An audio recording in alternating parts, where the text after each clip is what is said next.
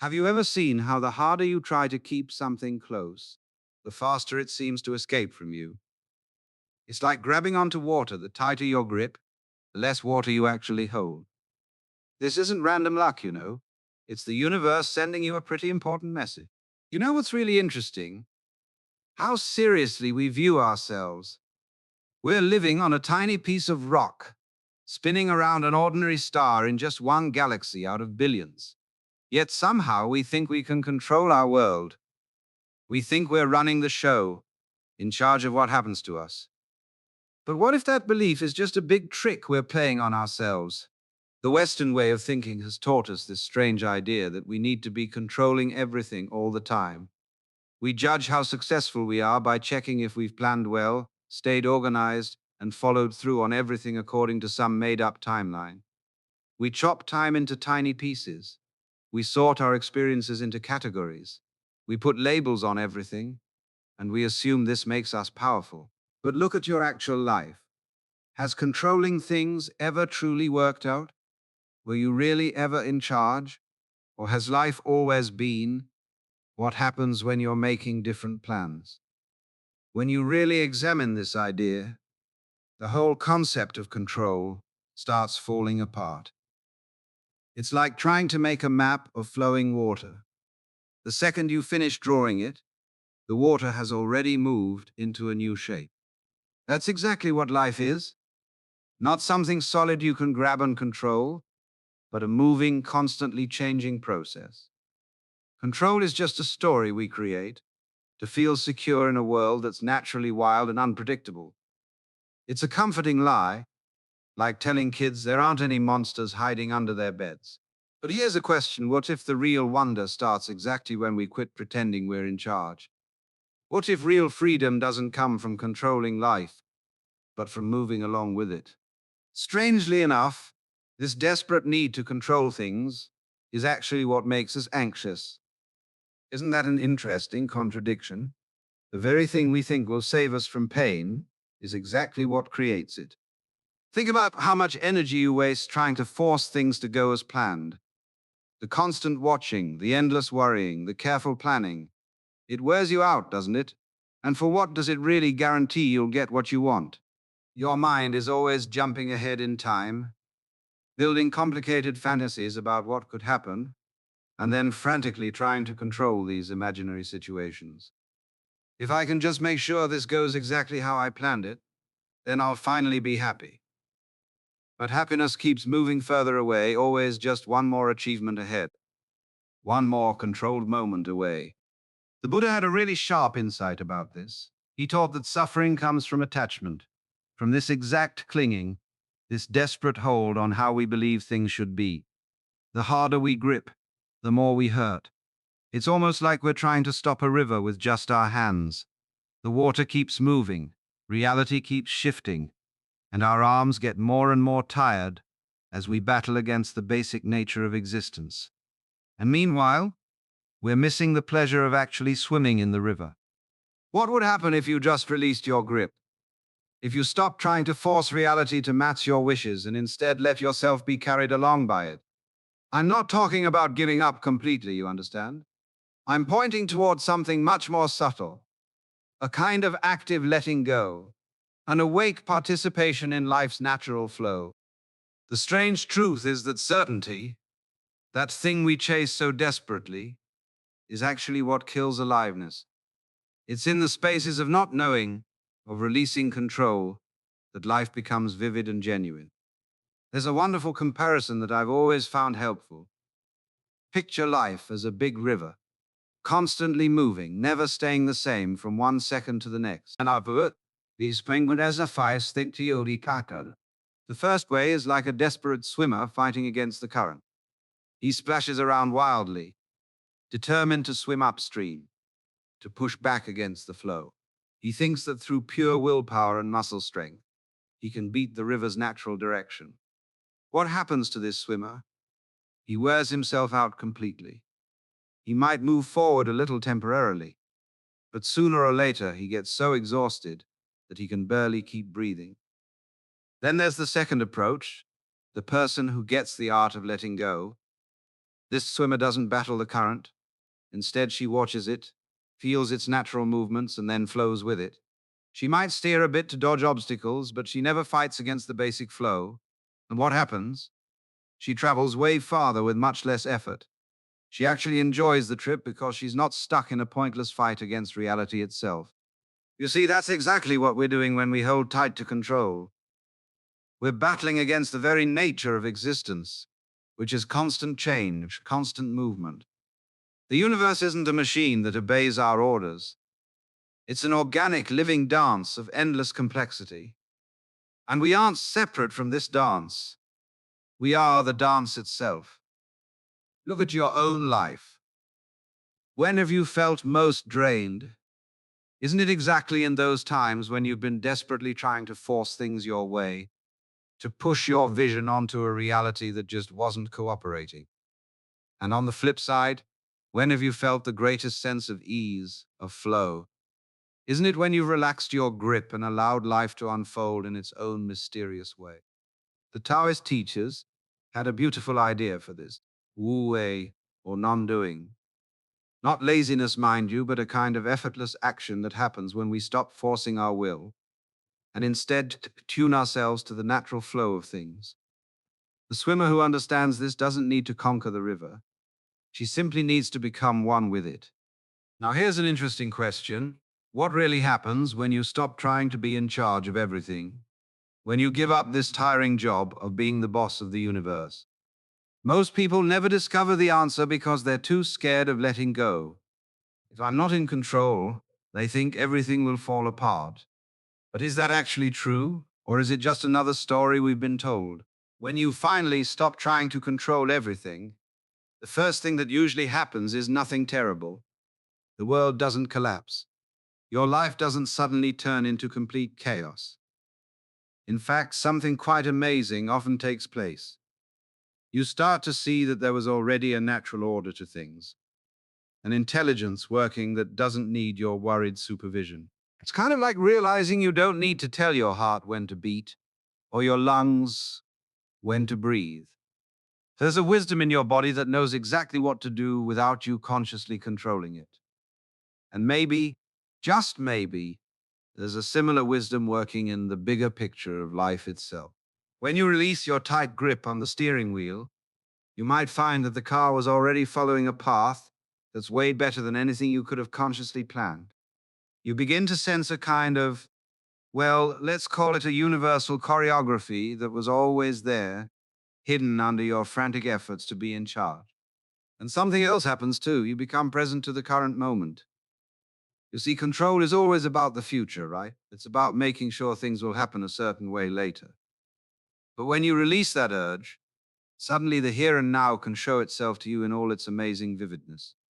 It's almost like the universe has been waiting patiently for you to stop your frantic controlling so it could reveal what it had planned all along.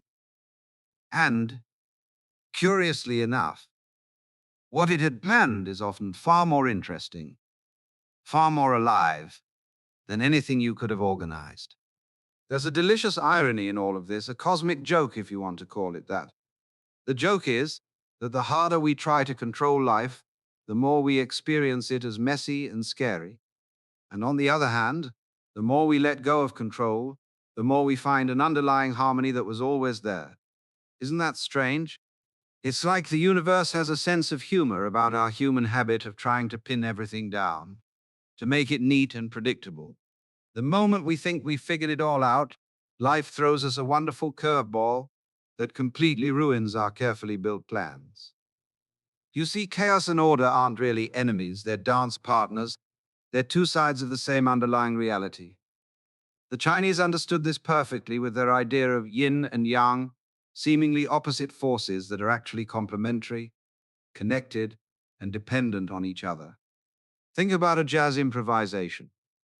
To someone who doesn't know music, it might sound chaotic, random, but there's actually a deep order within that apparent chaos. The musicians are responding to each other in the moment, creating patterns that couldn't possibly be planned ahead of time, yet they still maintain a clear structure. Life is kind of like that jazz session. It's not a pre-written symphony that we need to control and conduct. It's an improvisation that invites us to participate, not to dominate. The truly skilled player doesn't force rigid control, but instead builds the ability to respond naturally to whatever notes come up. And here's the real punchline of the cosmic joke. The things we most deeply desire, joy, meaning, connection, love, tend to arrive precisely when we stop trying to control our way to them. They're the rewards of letting go, not the prizes of holding on tighter. Have you ever noticed that the more desperately you try to hold on to something, the more it slips through your fingers, like trying to grasp water? The tighter you squeeze, the less you have. That's not a coincidence, you see. That's the universe trying to tell you something rather important. You know, it's quite amusing how seriously we take ourselves. Here we are, on a tiny speck of dust, whirling around a mediocre star in one of billions of galaxies, and yet we believe we can control things. Nature has always understood this principle that we humans find so hard to grasp. A tree doesn't try to control the weather, it doesn't resist the changing seasons, it doesn't struggle against the basic conditions of where it lives. Instead, it adapts, it surrenders, it lets go. In autumn, the tree doesn't desperately hold on to its leaves out of some confused fear of loss. It releases them willingly, naturally, knowing at some deep level that this letting go is necessary for its continued growth. And what happens in spring? New leaves show up, often more plentiful and vibrant than before. You see, the tree shows a deep wisdom, the wisdom of appropriate surrender, not giving up, not collapsing in defeat, but rather a graceful acceptance of what is, combined with a quiet confidence in the underlying patterns of life. We humans, with our big complicated brains, have somehow convinced ourselves that we know better than the rest of nature. We believe we must take control rather than practice surrender. We think we must resist rather than adapt.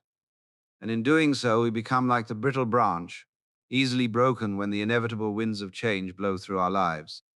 What would it be like to live more like the tree?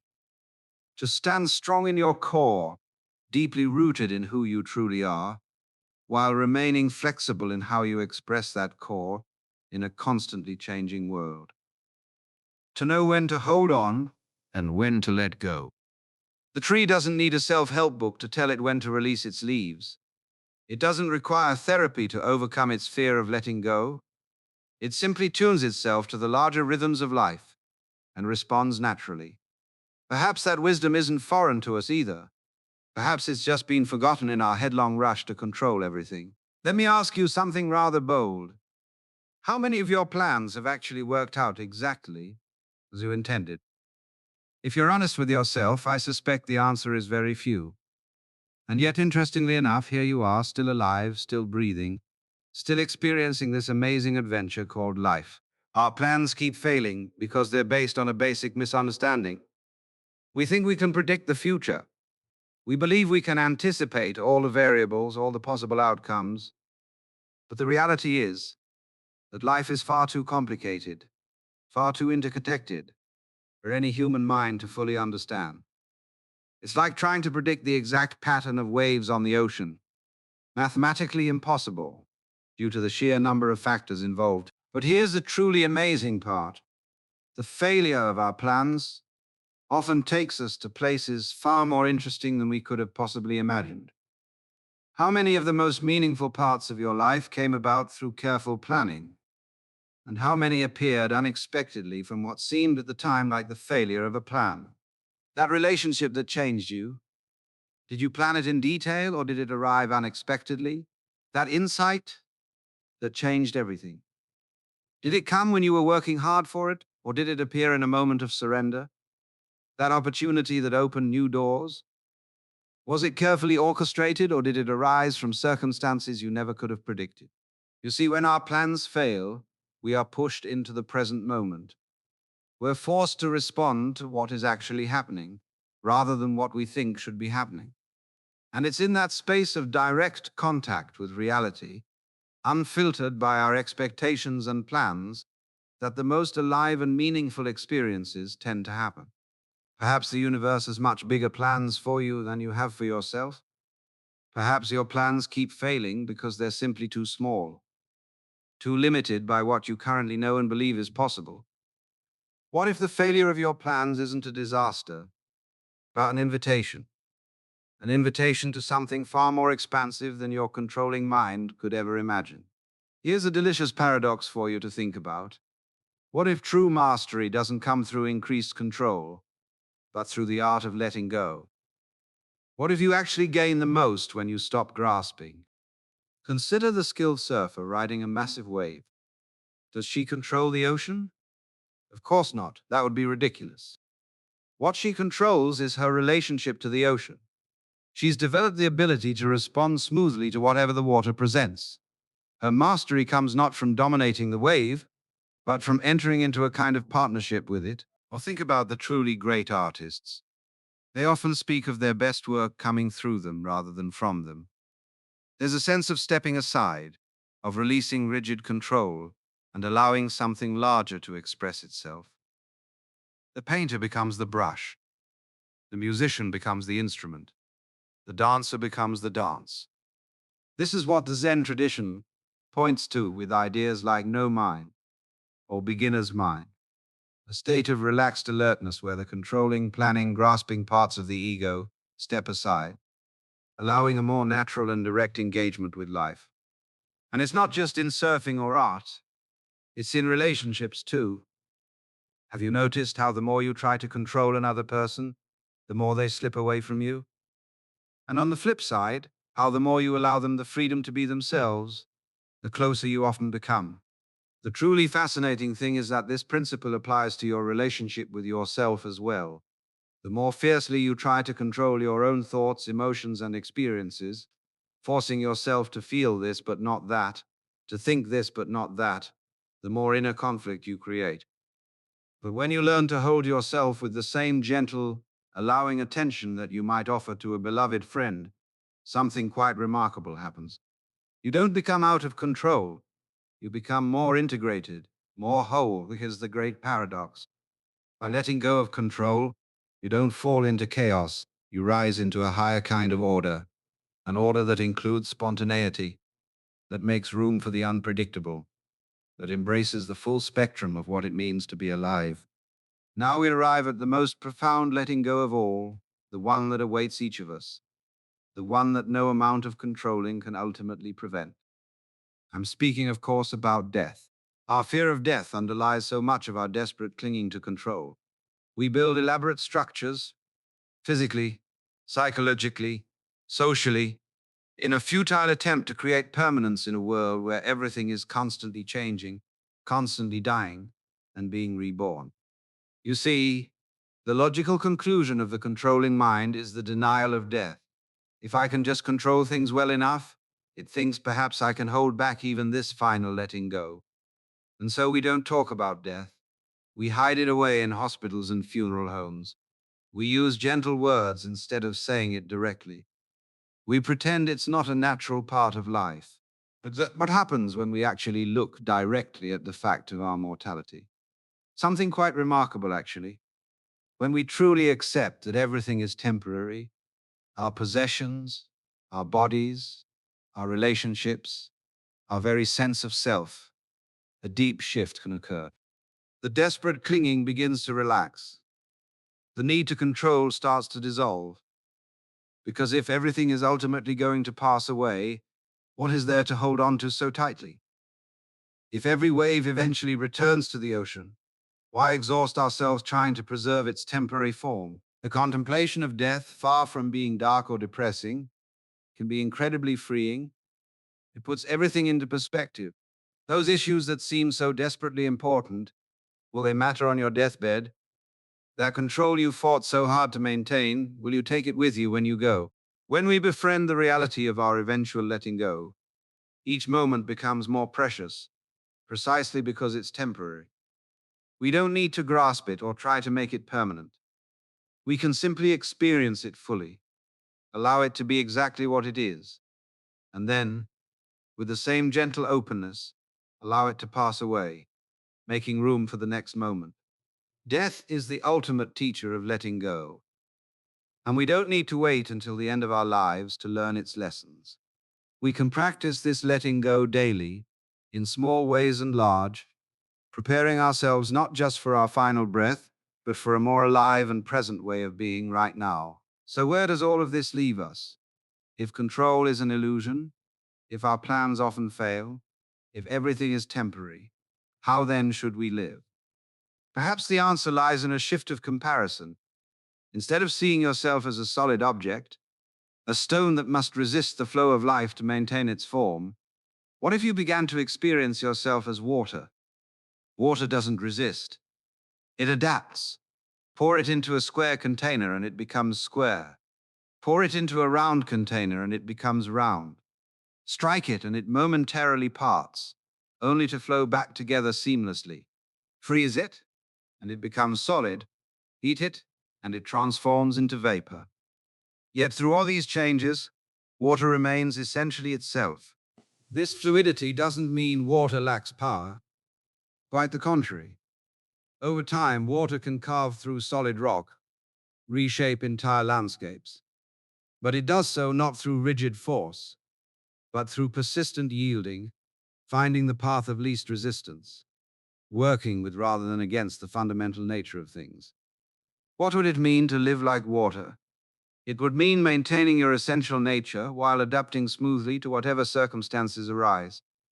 It would mean responding to life from a place of flexible strength rather than brittle resistance. It would mean understanding that your power comes not from controlling external conditions, but from the way you flow with them. You see, freedom isn't found in controlling life to match your preferences.